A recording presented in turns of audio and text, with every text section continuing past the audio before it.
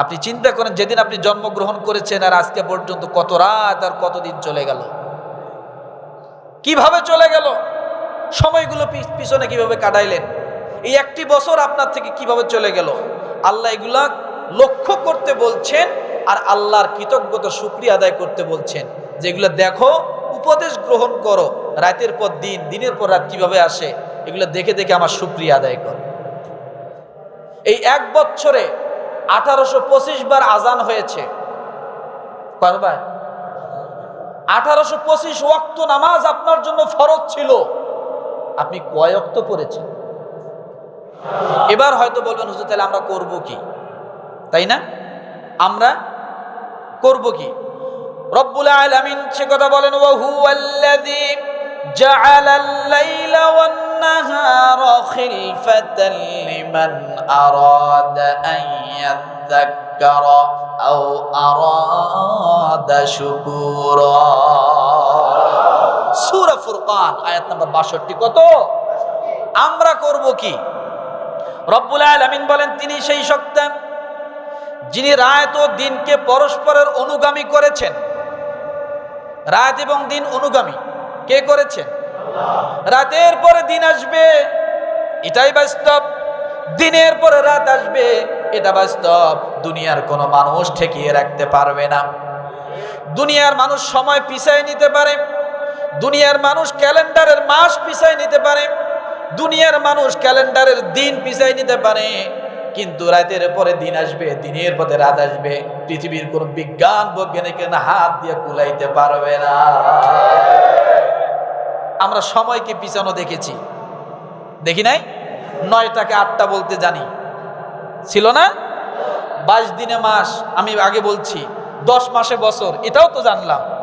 সময় পিছানো যায়, রাত দিন মানে দিন মাসের ক্ষেত্রে পিছানো যায়, মাস বছরের ক্ষেত্রে পিছানো যায়, কিন্তু রাত এবং দিন এটা যে আসবেই, একটার পর একটা চলবে, অনুগত একজন আরেকজনের প্রতি, এটা কি কেউ পিছাইতে পারবে? যে আজকে 24 ঘন্টা দিন হবে, রাত হবে না, আজকে 24 ঘন্টা রাত হবে, দিন হতে পারবে না, কেউ ঠেকাইতে পারবে না।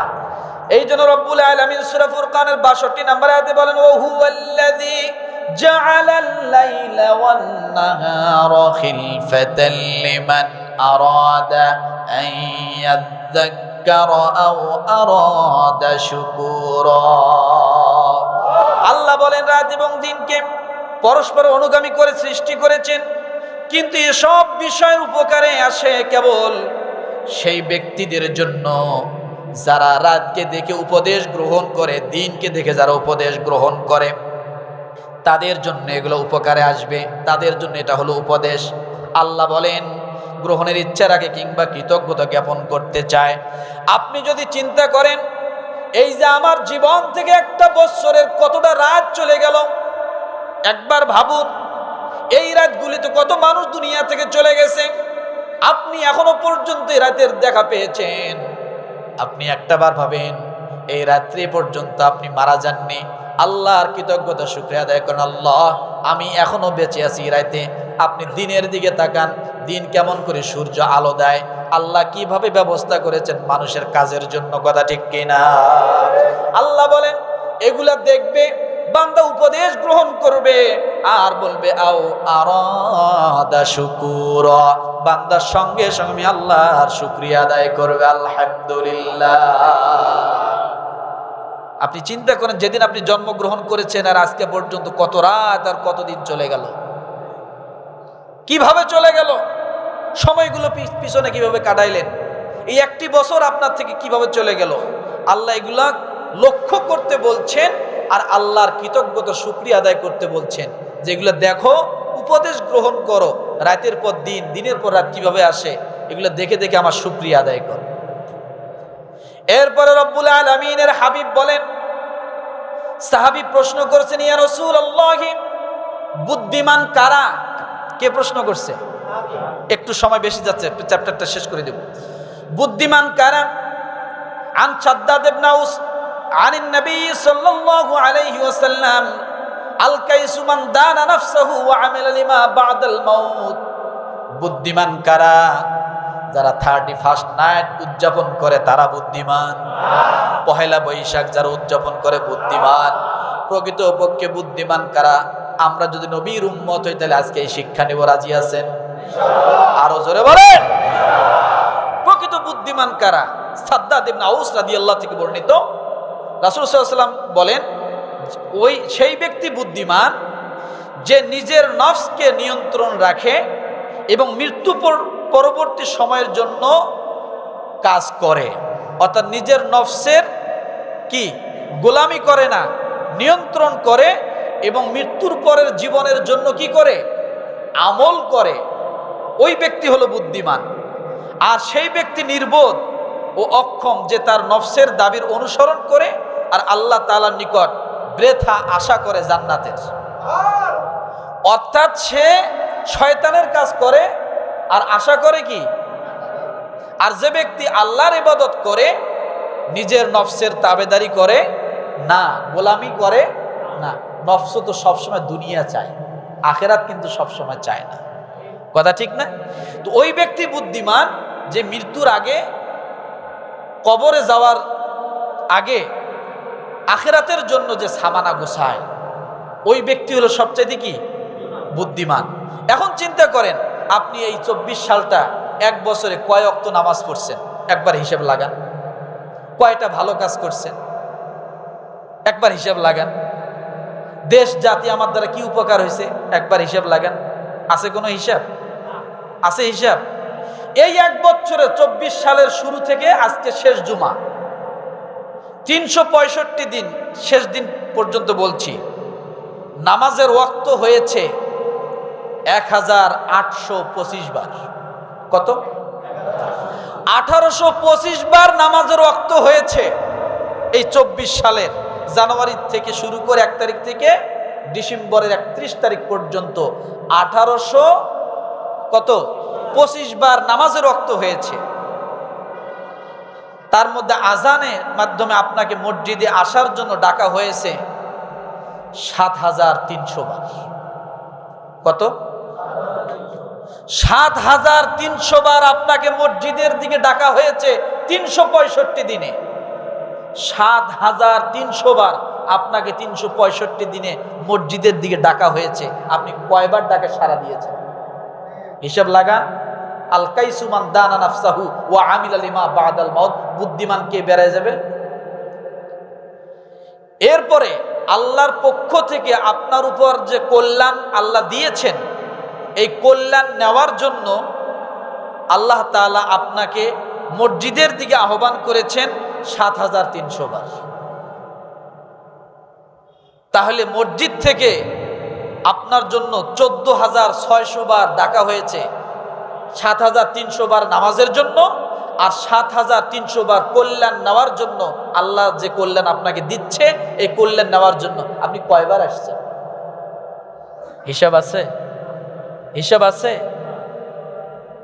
এই এক বছরে 1825 বার আজান হয়েছে। কয়বার? 1825 ওয়াক্ত নামাজ আপনার জন্য ফরজ ছিল। আপনি কয় ওয়াক্ত পড়েছেন? হিসাব লাগান। এগুলা হিসাব না করে 31st নাইটের জন্য আগে প্রস্তুত, ঘর সাজাইতেছে। কপাল পোড়া আমরা কি কপাল পোড়া। একবার হিসাব লাগান নিজের জীবনীতে। মরবেন না? আমরা মারা যাব না? মারা যাব না? তাহলে এই মসজিদের মাইক দিয়ে আপনার জানাজার জন্য ডাকা হবে।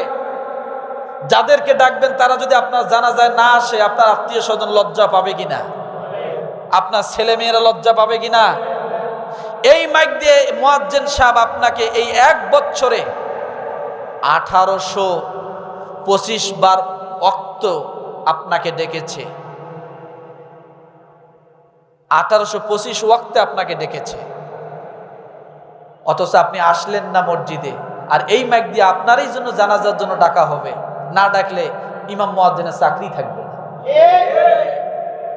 রাগ করবেন না কেউ। যে মুয়াজ্জিন আপনাকে 7300 বার ডাকছে, ওই মুয়াজ্জিনের ডাকে আপনি একবারও সাড়া দেননি, ওই মুয়াজ্জিন আপনার জানাজার মাইকের এলান না দিলে আপনার চাকরি থাকে না। আপনি কত বড় মুসল্লি আর কত বড় ইমানদার চিন্তা করছেন? রাগ করতেছেন? একবার হিসাবটা নেন, ভাবুন, মাথায় একটু ঢুকান। 1825 বার আপনাকে ডাকছে ওয়াক্তে, আর আপনাকে নামাজের জন্য 7300 বার ডাকা হয়েছে। কিভাবে বলবো? হাইয়া আলাস সালাহ, কোন দিকে আসো? হাইয়া আলাস সালাহ, কোন দিকে আসো? আজানে কয়বার? কয়বার?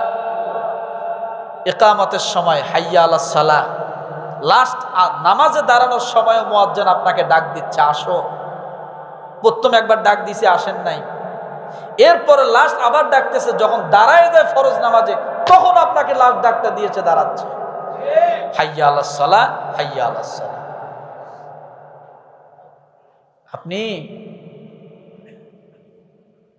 চার দোকানে বসে সময় কাটালেন। আপনি আজকে মারা যাবেন, ইমামরে ডাক দাও, মুয়াজ্জিনরে ডাক দাও, গোসল করো, হুজুর কাপড় কাটিয়ে দেন, কাপড়ে কাপড় পরায় দেন, আপনি দোয়া করেন, আপনি জানাজার জন্য দাঁড়ান, আপনি এই করেন সেই করেন, সব দায়িত্ব ইমামের পড়লো। আপনি মুসল্লি, আপনার দায়িত্ব সারা বছর কি ছিল? সারা বছর কি ছিল আপনার দায়িত্বে? আপনি তো সেটা পালন করলেন না। আপনি মরে যাই ইমামের চাকরি খেয়ে ফেললেন। আল্লাহ মাফ, রাগ করতেছেন নাকি? এই হিসাবটা আমরা আজকে করব ইনশাআল্লাহ। নামাজ পড়বো তো? কতবার বছরে ডাকা হয়? কত ওয়াক্তে আপনাকে ডাকা হয়? 1825 বার। আপনি হিসাব লাগান, আপনি কয়বার আসছেন মসজিদে। আল্লাহ যেন আমাদের সকলকে 5 ওয়াক্ত নামাজি বানায়। জোরে বলে আমিন।